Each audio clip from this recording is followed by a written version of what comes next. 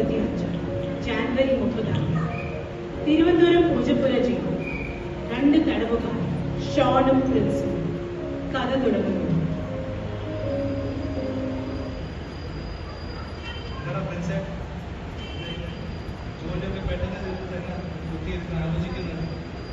ആ ഷോണെ, നമ്മൾ ഈ ജയിലിൽ 4 മതിലുകളിൽ താമസിക്കുന്നത് ഉള്ള പഴയ കാര്യങ്ങൾ ആലോചിച്ച് ഇരിക്കാനേ പറ്റത്തുള്ളൂ. നീ എന്താ ആലോചിച്ചിരുന്നെന്ന് പറഞ്ഞു? ഷോണെ, ഇന്നെന്റെ അക്സമോടെ 27ാമത്തെ ജന്മദിനമാണ്. പക്ഷെ 12-13 വർഷമായി ഞാൻ എൻ്റെ മോളെ, എൻ്റെ ഭാര്യയോ എൻ്റെ അപ്പനെയോ കണ്ടിട്ട്. എത്ര വർഷമായിട്ട് നിന്നെ ആരും തിരക്കി വന്നില്ലേ?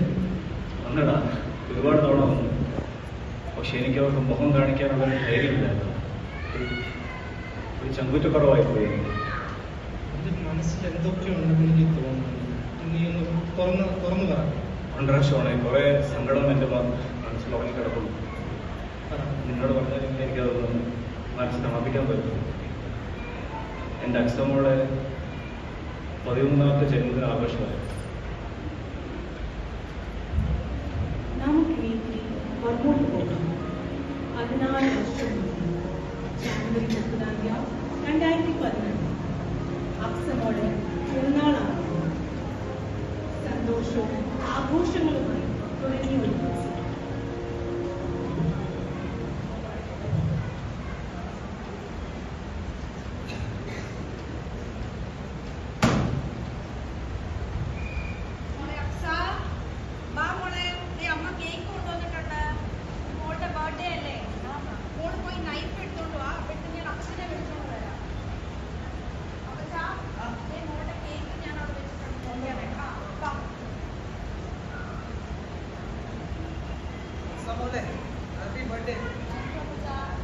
മോനിന്റെ പ്രിൻസ് അവൻ ഇന്നും വന്നില്ല. സമയത്ത് ഞാൻ വിളിച്ചോണ്ട് വരാം. എടുത്ത് തരാൻ പറയാം. ഒരു ഉത്തരവാദിത്വമില്ല. നല്ല അടിപൊളി. കേക്ക് മുറിക്കാൻ പോവാ. വേഗം വാ. ഇല്ല, വേഗം വാ. അവിടുത്തെ അച്ഛനും വന്ന് നിൽക്കുന്നുണ്ട്.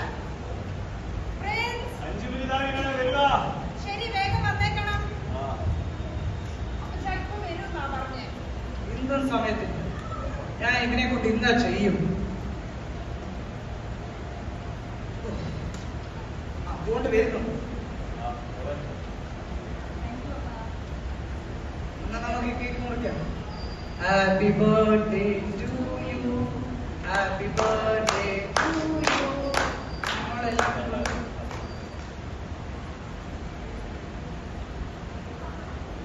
ഹാപ്പി ബർത്ത്ഡേ മോളെ. മോളെ, നമുക്കിത് അടുത്തുള്ള വീട്ടിലെ എല്ലാവർക്കും കൊടുത്തിട്ടുണ്ട്. ഞാൻ ഇത് കൊടുത്തിട്ട്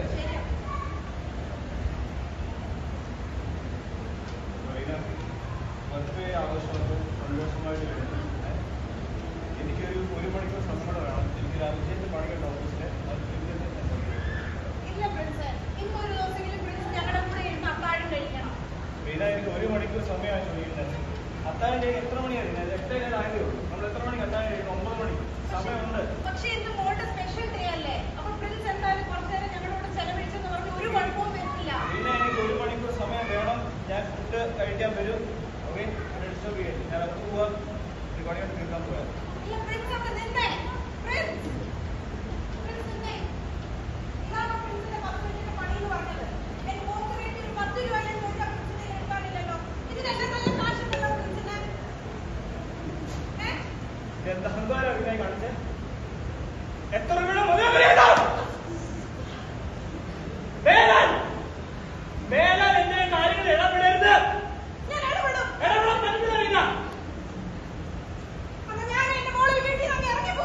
എനിക്ക് എവിടെയെങ്കിലും പണി ഇറങ്ങി പോക്കണം. പക്ഷെ മോൾ എന്നോട് താമസിക്കാൻ എന്റെ വീട്ടിൽ. മനസ്സിലായോ? ശരി, ഞാനത് പോകാം പ്രിൻസേ. ആരും നോണ്ടാണ് വീട്ടിൽ നിന്ന് പോകുന്നത്. കുറച്ചു ദിവസം മാറി നിന്ന പ്രിൻസിന്റെ സ്വഭാവം മെച്ചപ്പെടും എന്നൊരു പ്രതീക്ഷയായിരുന്നു.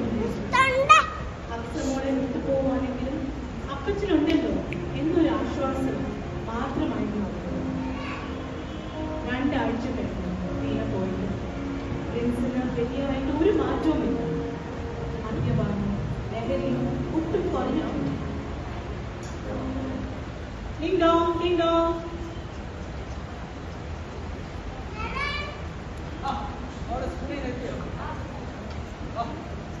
എങ്ങനെ ഉണ്ടായിരുന്നു സ്കൂള്?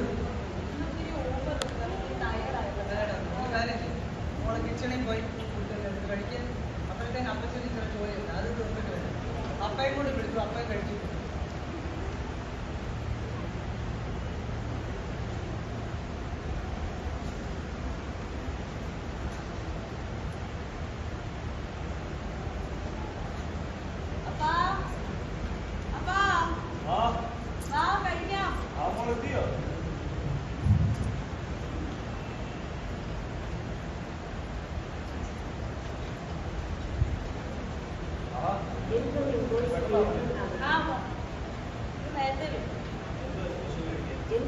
ചോറും മോരും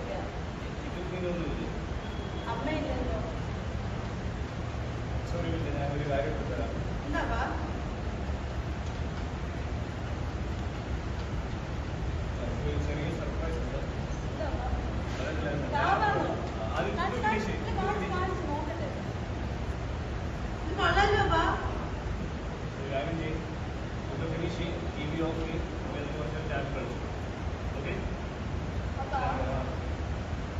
കാര്യം പറയട്ടെ. നമുക്ക് പോയി അമ്മയെ വിളിച്ചാലോ? നമുക്ക് പോയി അമ്മയെ വിളിച്ചാലോ? എനിക്ക് അമ്മയെ ഒന്ന് മിസ് ചെയ്യുന്നപ്പാ. നമ്മളെ വേണ്ടെന്ന് പറഞ്ഞിട്ട് പോയത് ഉറപ്പായിരുന്നോ? നമ്മളെ വേണ്ടാത്ത ആൾക്കാർക്ക് നമുക്ക് വേണ്ട. എന്നാലും അപ്പാ അമ്മ പാവാ, എനിക്ക് വിളിക്കാൻ അമ്മ പാവമായിരിക്കും, പക്ഷേ ഇനി നമ്മുടെ ജീവിതത്തിൽ അമ്മ വേണ്ട. അപ്പൊ അമ്മ അപ്പേ രണ്ടുപേരും വേണം അപ്പാ. അക്സ വേണ്ട ഞാൻ പറഞ്ഞ അക്സ എന്നെ ഇറിറ്റേറ്റ് ചെയ്യരുത് പ്ലീസ്. വേണ്ട ഞാൻ പ്രാവശ്യം പറഞ്ഞില്ലേ? വേണ്ട വേണ്ട. ഒറ്റയ്ക്കാവും. എനിക്ക് അമ്മ അപ്പൻ ഞാനില്ലേ, ഞാനുണ്ട്, അപ്പച്ചനുണ്ട്, അക്ഷരത്തിന് ആരെയും വേണ്ടിയത്. അമ്മ ഇല്ലാതെ എനിക്ക് വിളിക്കാൻ പറ്റില്ല അപ്പാ. അമ്മ ഒരു ടെമ്പററി ആയിരുന്നു അക്സ. പ്ലീസ് അപ്പാ. അമ്മ നമ്മളോട് പെർമനന്റ് ആയിട്ടില്ല അക്സ. അമ്മയുടെ തീർന്നു, ടോപ്പിക് തീർന്നു. അക്സയും അപ്പായും ഇല്ല അപ്പാ, എനിക്ക് അമ്മ ഇല്ലാതെ പറ്റില്ല. അക്സ വാശി പിടിക്കരുത്. അവിടെ എനിക്ക് പാവൊന്നും വേണ്ട, എനിക്ക് അമ്മ മതി. പിന്നെ ആർക്ക് വേണ്ടി അച്ഛന് വാശി പോകുന്നത്? എനിക്ക് വേണ്ട, പാപ്പ വരുന്നില്ലെങ്കിൽ വേണ്ട. അക്സ എന്നെ ഇറിറ്റേറ്റ് ചെയ്യരുത്, എന്നെ ഇറിറ്റേറ്റ് ചെയ്യരുത്. അക്സ അവിടെ ഇരിക്കാൻ ഫുഡ് കഴിക്കുക. ഇല്ല ഞാൻ നിൽക്കുന്നില്ല, അമ്മ ഇല്ലാതെ വീട്ടിൽ ഞാനും അക്സ അവിടെ നിൽക്കുന്നില്ല. ഇരിക്കാൻ പറഞ്ഞ എന്നെ ഇറിറ്റേറ്റ് ചെയ്യരുത്. ഇല്ല ഞാൻ പോവാ, അപ്പ വരുന്നില്ലെങ്കിൽ വേണ്ട, ഞാൻ പോവാ. അക്സ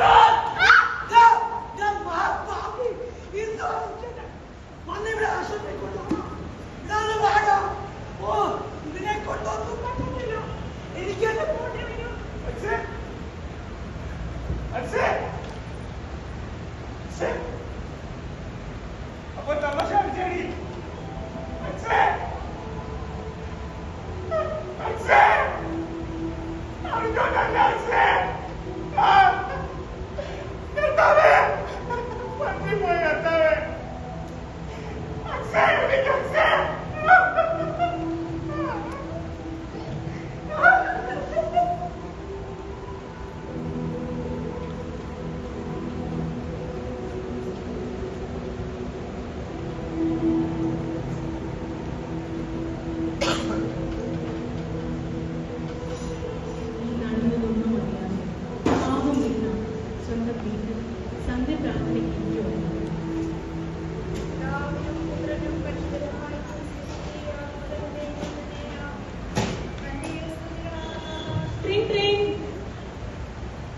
ഹലോ ഹലോ ഹലോ ആ എന്താ അപ്പച്ചാ? റീന മോളെ, നീ എവിടെയാ? എന്താ അപ്പച്ചാ, ഞാൻ വീട്ടിലാണ്. നീ ഓടി ജനറൽ ആശുപത്രിയിലോട്ട് വാ. നമ്മുടെ അസുഖം എന്താ അപ്പച്ചാ? നശിച്ച മോൻ, എന്റെ ഈ നശിച്ച മോൻ അവിടെ. എന്താ അപ്പച്ചാ, നമ്മുടെ മോക്ക് എന്താ അപ്പച്ചാ? എന്റെ ദൈവമേ, എന്റെ മോക്ക് എന്താ ദൈവമേ, എന്റെ മോളെ കാത്തോളണേ. ദൈവമേ, വേഗം ഹോസ്പിറ്റലിലോട്ട് പോട്ടെ.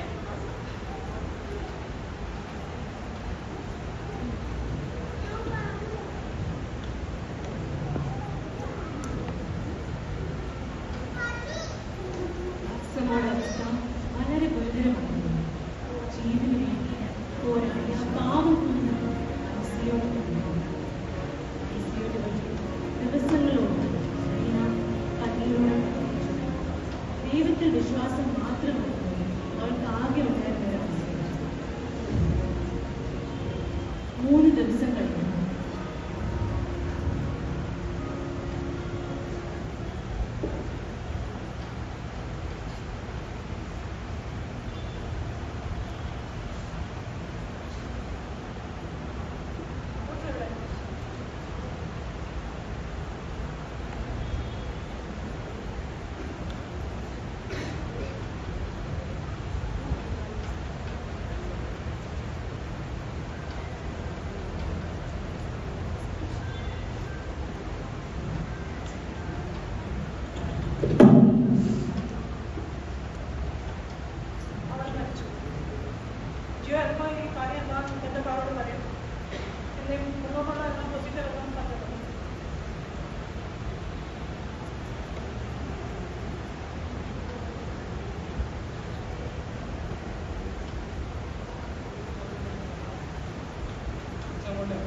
അതെ,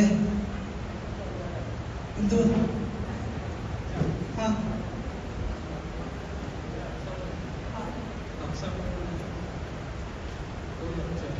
എന്താ എന്താ എന്റെ മോൾ എന്റെ മോൾ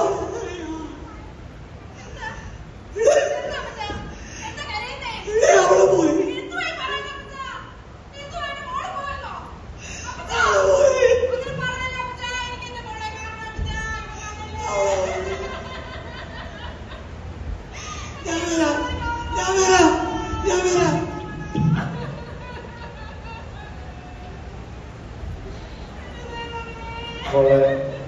മോളെ കരയരുത്. ദൈവത്തിൽ ആശ്രയിക്കുക, ദൈവത്തിൽ വിശ്വസിക്കുക, എല്ലാം ശരിയാവും.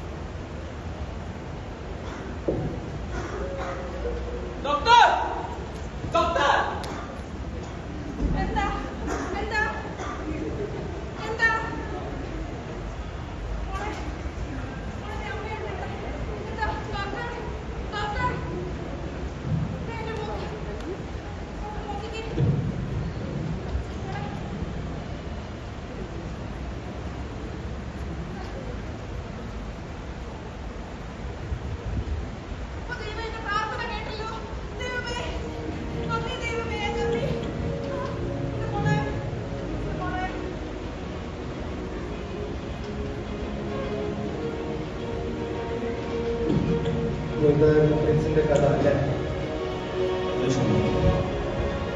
എന്നെ പോലൊരു മഹാഭാവിയുടെ ജീവിതത്തിൽ ദൈവം ഇത് രണ്ടും പ്രവർത്തിച്ചു.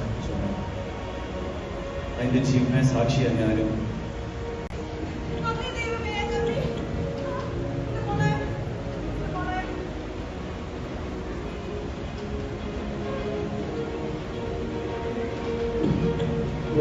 പ്രിൻസിന്റെ കഥ അല്ലേ? എന്നെ പോലൊരു മഹാഭാവിയുടെ ജീവിതത്തിൽ ദൈവം ഇത് രണ്ടും പ്രവർത്തിച്ചു. അതിന്റെ ജീവനായ സാക്ഷിയാണ് ഞാനും എൻ്റെ കുടുംബവും.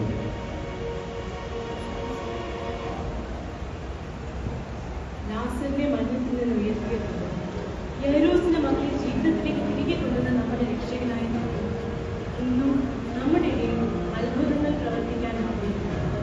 എന്നാൽ അതിന് തടസ്സമായി നിൽക്കുന്നത് നമ്മുടെ വിശ്വാസ ഇല്ലായ്മ മാത്രം.